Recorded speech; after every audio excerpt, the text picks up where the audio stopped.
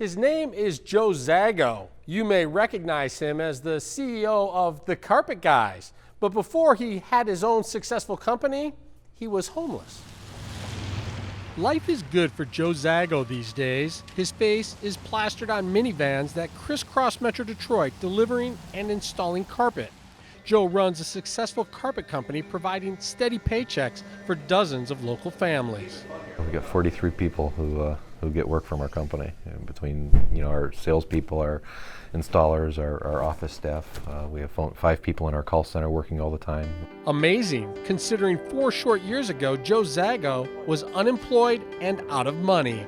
I was down in Cedar Point in Ohio for a friend of mine's birthday, and I swiped my credit card to buy a pack of cigarettes, and it got declined. He was late on the mortgage and the car payment. First, he lost the house.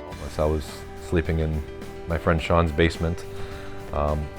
We didn't have any heat because no one paid the gas bill. So there was, from October until January, and it was a cold winter, there was no heat in the house. We had electricity, so we jam-packed a bunch of space heaters to try to stay warm. And then the car.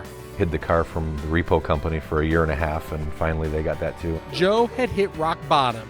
Broke and embarrassed, he decided to quit making excuses and take control of his future. I just realized, my life's not going to change unless I change it.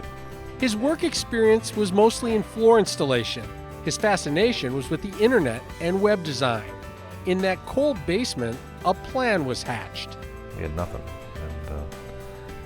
But during that time, I figured out how to build websites. And while I learned how to build websites, I learned how to get traffic to those websites. He needed a name for his new venture, and he remembered the one thing about every flooring job he ever went to. I'd knock on the door, and it didn't matter what company I worked for, the little kid would answer the door. "Hey Mom, the Carpet Guy's here." The new company would be called the Carpet Guys, and failure was not an option.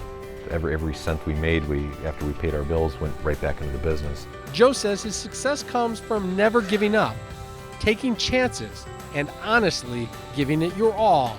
It was really just going back and really having that laser-like focus on something and just going at it.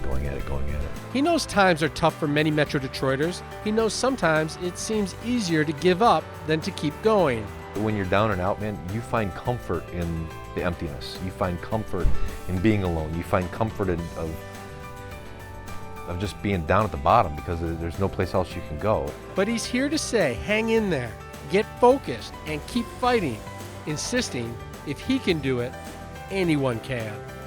Joe says as his company continues to grow, he'll look to hire people who need a second chance at life, saying he's confident there are lots of people who are willing to work hard if given a shot.